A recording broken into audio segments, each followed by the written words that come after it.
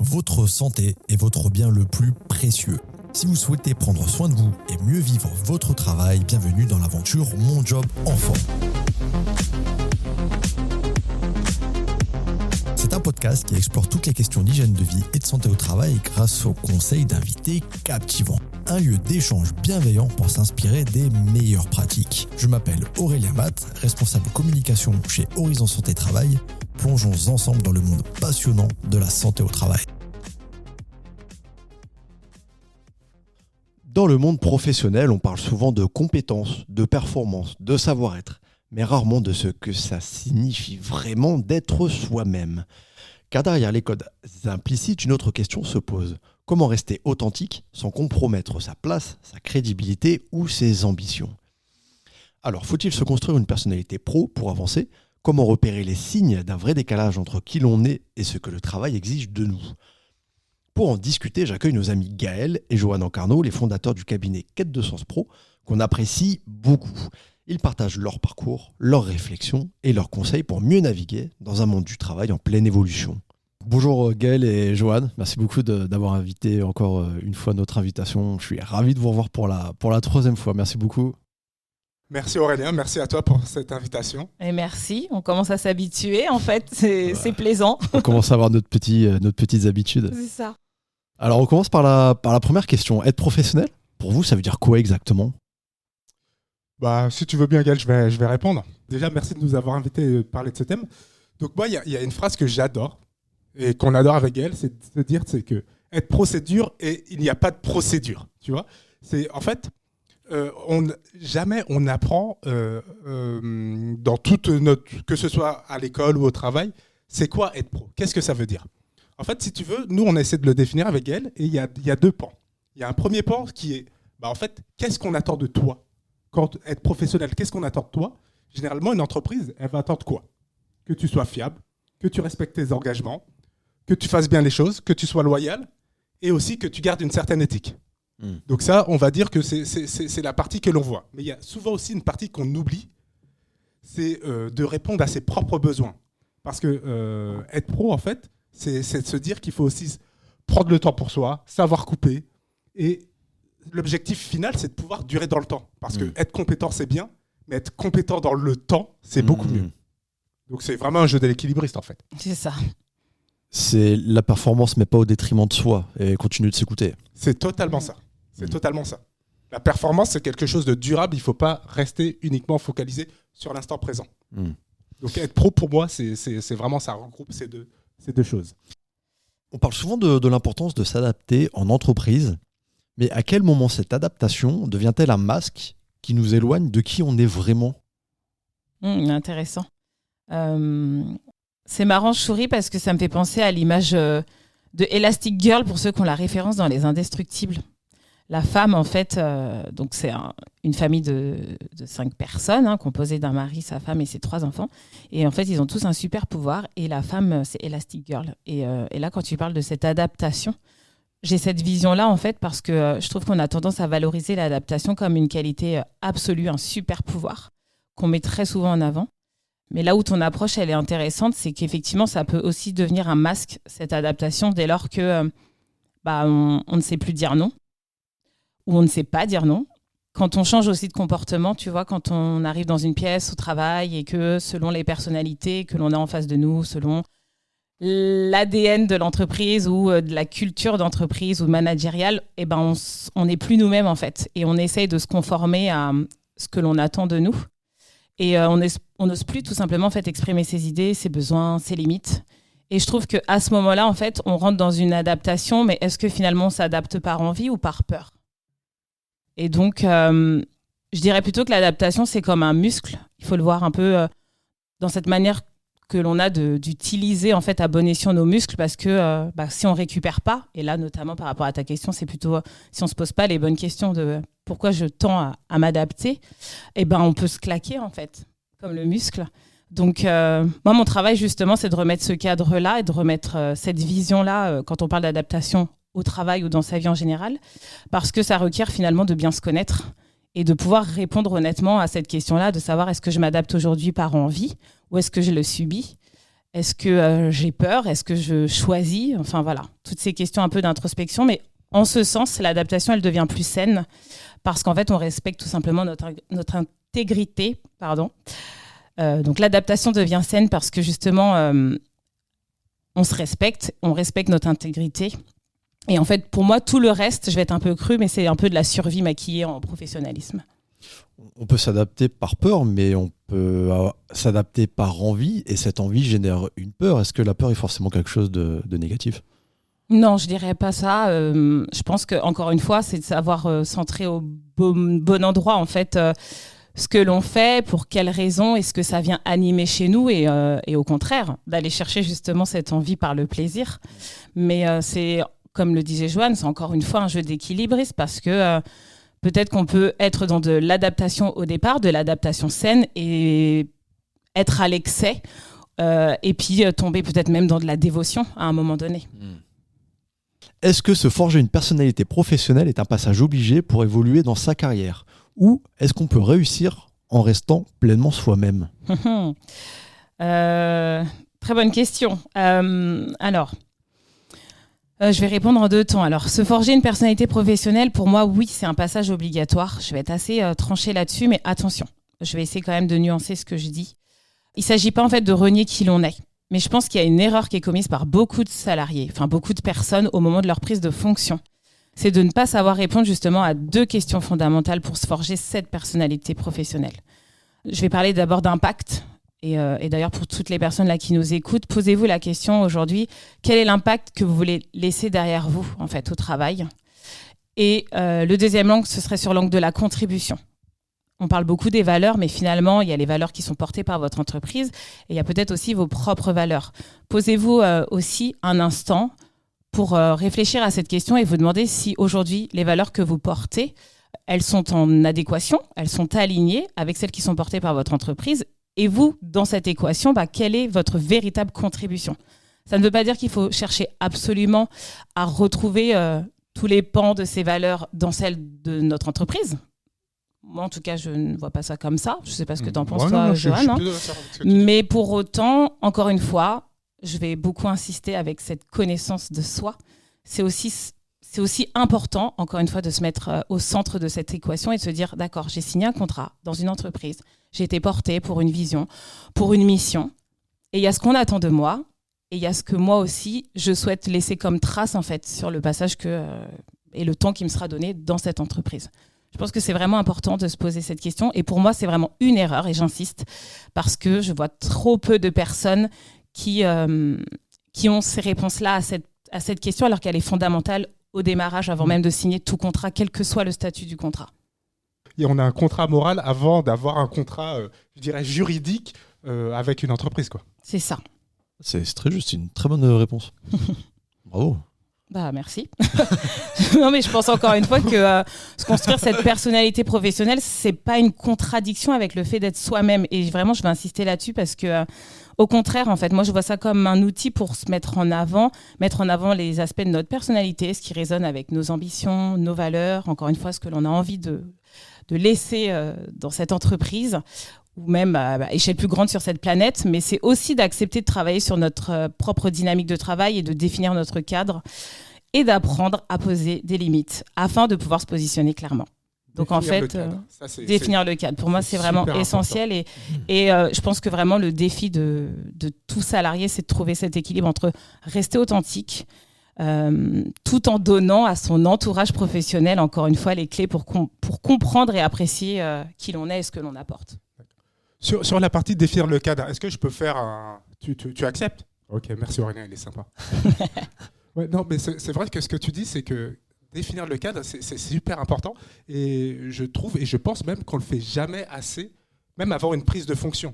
Ça veut dire que concrètement, on va souvent mettre beaucoup d'efforts pour des choses qui ne valent pas le coup. Comme on va se faire des idées, on attend de moi ça, il faut que je sois au rendez-vous de là. Alors que si ça se trouve, ce n'est même pas le cas. On ne prend même pas la peine de demander, mais dans sa boîte, qu'est-ce que vous attendez réellement de moi? Qu'est-ce qu'il faut faire pour que je réussisse ma mission? Et comme ça permet déjà de savoir où on est attendu, savoir ce que l'on doit faire et mettre les efforts sur les bonnes choses. Mais complètement. Et d'ailleurs, je me permets aussi d'apporter encore pour les personnes qui nous écoutent, mais je pense que c'est vraiment important. Moi, dans mes accompagnements sur les personnes qui recherchent un emploi, ça fait partie des questions que je leur dis de poser en entretien et de demander systématiquement aux recruteurs ou aux dirigeants qu'ils ont en face de nous, qu'est-ce que vous attendez de moi dans les 3 prochains mois, une fois que je serai en poste. Ça permet tout de suite de savoir où est-ce qu'on met le focus, notre énergie, et de comprendre l'enjeu qui est prioritaire. Le reste, si on n'y répond pas tout de suite ou à 100%, c'est OK. On aura le temps de travailler sur la montée en compétences, etc. Mais ça fait partie en fait du cadre qu'on pose dès le départ et de se dire OK, la priorité, elle est sur tel sujet, tel enjeu. Donc, je vais mettre mon énergie là-dessus. Est-ce qu'on peut être authentique au travail sans prendre de risques ? On s'imagine parfois dévoiler des versants de sa vie, dévoiler des loisirs, des passions. On peut se poser la question de la manière dont c'est perçu, ou même parfois des souffrances, comment les émotions peuvent être accueillies. Est-ce qu'il y a des limites à ne pas franchir pour rester crédible et respecté ? Alors, moi, j'espère qu'on peut être authentique au travail, j'espère bien quand même. C'est vrai que l'authenticité, c'est vrai que je vais focaliser un peu sur mes sensations, mon avis et autres, mais je trouve que dans les relations humaines, ça amène vraiment de la confiance, ça amène vraiment des rapports plus sains. Et c'est vraiment là le côté humain qui va s'exprimer. Et on a besoin de ça, je pense, en tant qu'être humain, d'avoir ces interactions sociales, d'avoir besoin de l'autre, savoir que l'autre aussi peut avoir des problèmes et qu'on peut avoir du soutien aussi sur cette sphère professionnelle. Après, effectivement, il y a des risques, il y a aussi peut-être effectivement des limites à ne pas franchir. Mais déjà, le premier risque, c'est d'oser s'exposer. Parce que oser s'exposer, c'est aussi, on va être en attente de validation de l'autre. On va se demander, est-ce qu'il va toujours me considérer ? Est-ce que je peux oser m'exprimer dans cet environnement-là ? Donc, je dirais que déjà, les limites à ne pas franchir, c'est déjà voir si l'autre est prêt à accepter et à entendre ce qu'on a à dire. Parce qu'il ne faut pas aller lui imposer. Je ne peux pas venir et dire « Ah, tu sais, j'ai un problème là avec mon mari, ma femme, mes enfants. » Il a peut-être rien demandé. Donc déjà, avant même de s'exposer comme ça, il faut savoir si l'autre est prêt à nous accueillir. Ouais. Et après, pour pouvoir justement parler et échanger de ses sensations, peut-être après, de ses loisirs ou de ces choses-là, quoi. Parce que tu parles de s'exposer, on se projette aussi dans le regard de l'autre et dans l'image qu'on peut donner. Est-ce qu'il peut y avoir un lien aussi avec la confiance en soi, où le fait de mieux se connaître nous permet aussi d'être éventuellement plus authentique ? Effectivement, mais c'est un excellent point que tu soulignes. Parce que je pense qu'en plus, la confiance, c'est quelque chose c'est un cercle vertueux. Donc effectivement, si tu vas oser t'exposer, t'exprimer, que l'autre va te valider et machin, ça va te donner encore plus confiance, ça va te permettre d'échanger plus, ça va créer une relation encore plus de confiance, et c'est là que ça va créer aussi un lien qui va être très fort entre les différentes parties. Absolument. Là, je le vois dans mon service, par exemple, quand il y a des personnes qui ont justement des problématiques et des problèmes personnels, elles osent s'exposer et partager avec les autres. Parce que les autres ne vont pas être dans le jugement, mais au contraire dans le soutien. Et ça, c'est vraiment des choses qui sont saines, belles, et je trouve qu'ils sont aussi importantes au travail. Parfois, ça permet aussi d'aider à faire changer l'image. On a l'image d'une personne et on connaît un versant de sa vie et on change un peu de regard et on se dit « Ah tiens, maintenant, je comprends mieux comment elle réagit. » C'est ça. On est tous humains. Le fait de montrer en fait un peu une part de notre vulnérabilité, en fait, j'ai l'impression que c'est aussi une force finalement, parce qu'on permet ça à l'autre. Après, tu parlais de chercher la validation dans le regard des autres. Je vais quand même vous exposer moi un peu mon ressenti aujourd'hui après 5 ans d'entrepreneuriat. Je cherche plus la validation justement chez les autres, alors que c'est quelque chose, je pense, qui m'animait quand j'étais dans le salariat, honnêtement. Mais aujourd'hui, ma vulnérabilité a toute sa place, je pense, dans la manière dont je consomme ma vie et dans la manière dont j'interagis avec les autres. Mais je dirais que justement, je me suis vachement levée du regard des autres. Et ça a boosté ma confiance et mon estime. Donc, c'est pas non plus que aller chercher à être adoubé et la validation chez l'autre. Parfois, c'est aussi justement s'émanciper du regard des autres qui peut aussi nous galvaniser, quoi. Ouais, ça peut te galvaniser. Je pense que dans un monde, effectivement, où, dans l'entrepreneuriat, où tu es l'image de ton entreprise, où, voilà, effectivement, bah, tu peux plus facilement t'émanciper du regard des autres. Quand tu es dans un collectif, en fait, l'autre, c'est vrai qu'il a une place quand même qui est assez importante. Et dans cet aspect social, c'est dur, c'est compliqué d'extraire l'individu du collectif. Ouais, complètement. Comme il faut quand même réussir à s'intégrer dans ce collectif, mais en gardant sa personnalité. Donc c'est toujours là l'équilibre et la difficulté de la chose. Vous pensez que c'est possible aussi pour un chef d'entreprise, un dirigeant, un manager d'être authentique ? C'est plus difficile pour eux peut-être ? Bah, je pense que ça semble plus difficile parce qu'encore une fois, on se dit que on attend ça de moi. On parlait de personnalité professionnelle et donc il y a une représentation qu'on a du chef d'entreprise, mais j'ai quand même envie d'y croire et de me dire qu'il y a aussi plein de chefs d'entreprise qui définissent eux-mêmes leur propre cadre et qui se disent bah je vais être ce type de chef d'entreprise en fait.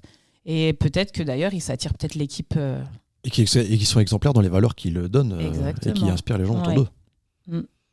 Et pour le manager, je pense que c'est pareil. Et d'ailleurs, ceux qui nous écoutent, si vous avez des témoignages des entreprises avec des chefs d'entreprise qui portent ça, bah, n'hésitez pas à nous les laisser en commentaire parce que je suis preneuse de pouvoir questionner ces chefs d'entreprise. À mon avis, ça peut être très inspirant pour beaucoup de personnes. Vous êtes chef d'entreprise vous-même ? Oui. Mais je n'ai pas encore toute une équipe qui peut en témoigner de ma personnalité professionnelle. Alors, quels sont les signes qui montrent qu'on est en train de trop s'éloigner de soi-même dans son environnement professionnel ? Des petits signaux qui disent « Oula, là, je suis en train de m'éloigner de moi et de qui je suis. » Voilà. Ça, je te la laisse, Gaël. D'accord. Les signaux, j'essaye de repenser un peu à même mon vécu. Parce que c'est ton... Ouais, c'est ça, c'est ce que je voulais dire. Parce que je suis passée par là et en fait... Je pensais que c'était ça que je voulais dire, Joanne, en disant...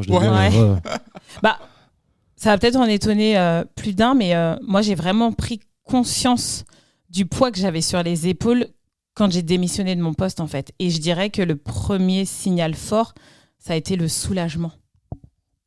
Le soulagement parce que quand tous les dimanches à 17h, tu as la boule au ventre et que tu angoisses, mais que tu te racontes une histoire, finalement, j'ai vraiment compris que j'avais un masque et que je jouais un rôle en quelque sorte.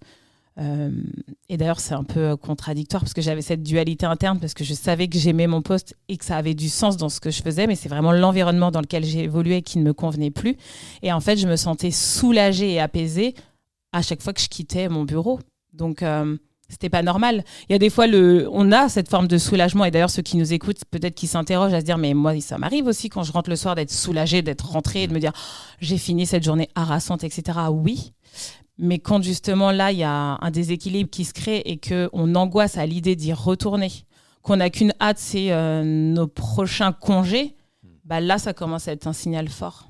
Inversement, ça peut être le matin quand tu viens au travail avec la boule au ventre. Tout à fait. Ou alors des fois, quand tu as des réunions, ça te coûte de éventuellement jouer un rôle parce que ça te demande encore plus d'énergie, etc. Exactement. En fait, il y a plein de signaux faibles ou forts selon les personnes comment elles le ressentent, mais je dirais que c'est déjà quand tu perds le goût. Tu vois qu'il n'y a plus vraiment de sens et que tu te demandes pourquoi tu fais ce que tu fais.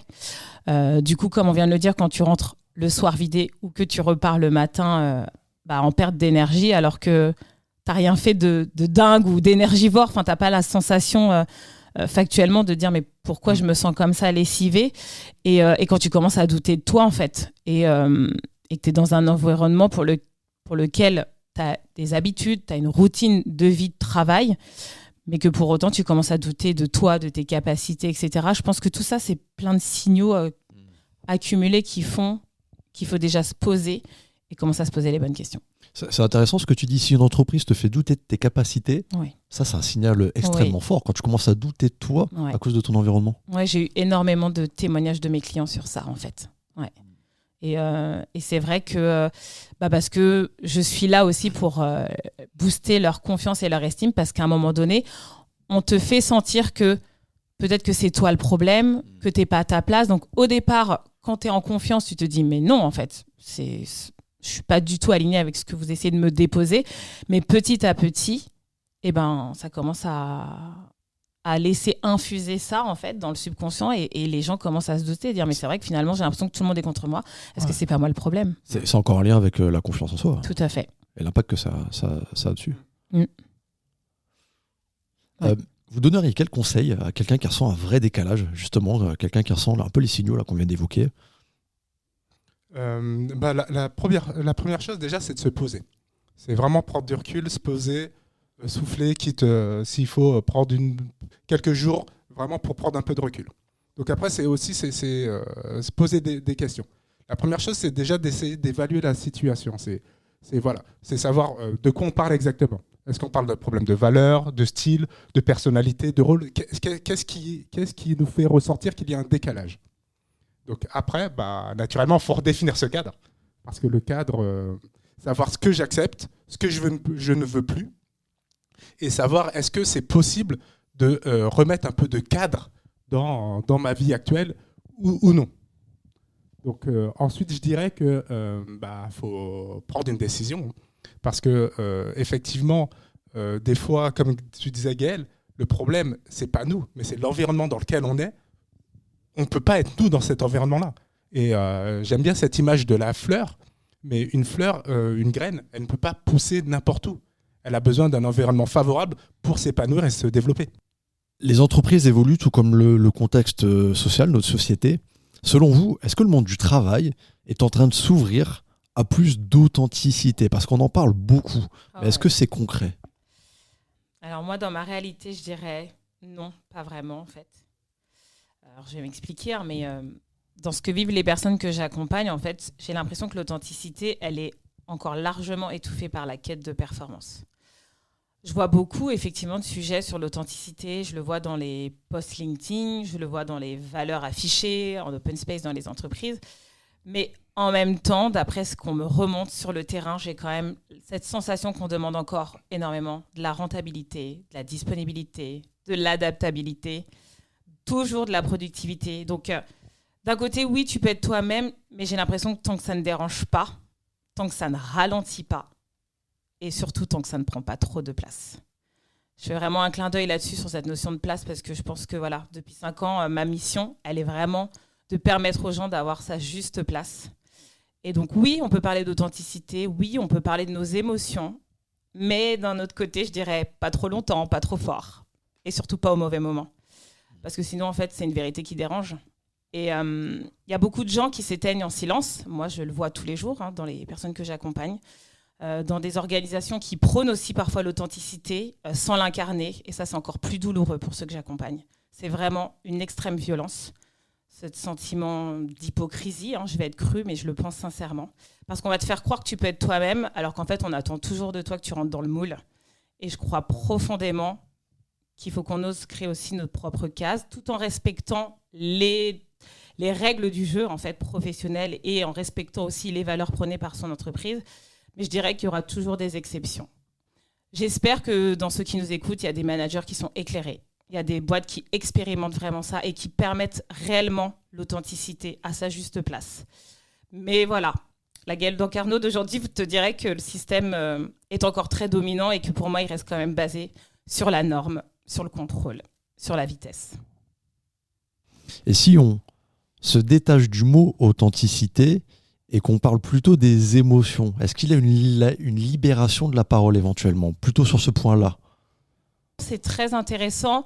Moi, en fait, j'ai l'impression d'être celle qui peut autoriser un sas où on peut libérer ses émotions. Donc, je te dirais que oui, dans mon ressenti, les émotions sont libérées, mais dans un sas hors du cadre de travail, parce que je leur permets ça.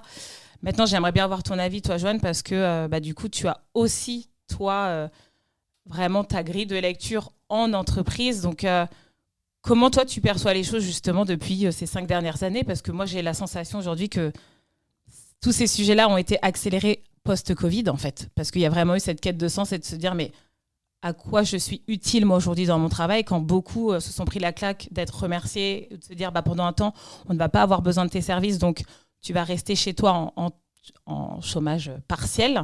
Il y a vraiment eu ces remises en question. Donc, comment toi, tu perçois les choses depuis ces 5 dernières années? Est-ce que vraiment ces émotions-là ont leur juste place au travail? C'est une excellente question. Pour moi, les émotions ont vraiment leur juste place dans le monde du travail. Après, la problématique, encore une fois, ça va être Est-ce que l'entreprise, est-ce que l'environnement te permet de le faire? Est-ce que ton manager te permet d'avoir cette place, à la fois cette place émotionnelle, cette place physique, pour justement l'exprimer et quelle est sa place? Pourquoi? La difficulté, c'est qu'on on se retrouve face à des personnes qui ont des problématiques ou ont des choses à exprimer. Est-ce qu'on est en capacité, nous, de savoir quoi faire, comment réagir, et est-ce qu'on ne se sent pas incompétent en tant que manager face à cette personne? Et là, la première action qu'ils peuvent, c'est se renfermer. Justement, tes problèmes perso, ça n'a pas sa place ici. C'est aussi une question de formation et de disposition des personnes. Est-ce qu'on est formé à accompagner ces personnes-là? Est-ce qu'on a la capacité émotionnelle à entendre, à les écouter? Et potentiellement, des personnes, des fois, elles veulent juste être écoutées, être entendues. On ne demande pas une solution, elles ne demandent pas une solution, elles veulent être entendues et considérées. Voilà. Considèrent mes émotions et ça leur suffit. Et c'est déjà un énorme soutien. Et exactement. Et on ne se rend pas compte à quel point ça peut être soutenant, effectivement, de juste écouter. Écouter sans chercher à conseiller, sans chercher à juger. Tout à fait. Totalement. Ce qui reste difficile à faire. Hein. Oui. C'est un vrai exercice. Et là, c'est donner de la place à l'autre. Et vraiment, des fois, c'est juste ça. Mais on ne la donne pas assez à mon goût. Oui. C'est passionnant comme d'habitude. Ah ouais. On pourrait en parler pendant des heures. Complètement. On pourrait faire un podcast de plusieurs heures ensemble. C'est vraiment un plaisir. Merci beaucoup à tous les deux. Merci beaucoup. Merci pour cette invitation. Merci d'avoir écouté cet épisode. Si le podcast vous a plu, abonnez-vous sur votre plateforme préférée et laissez-nous une note de 5 étoiles ou un commentaire. Ça nous aide beaucoup pour porter les questions de santé au travail. Retrouvez-nous également sur LinkedIn et Instagram. À très bientôt.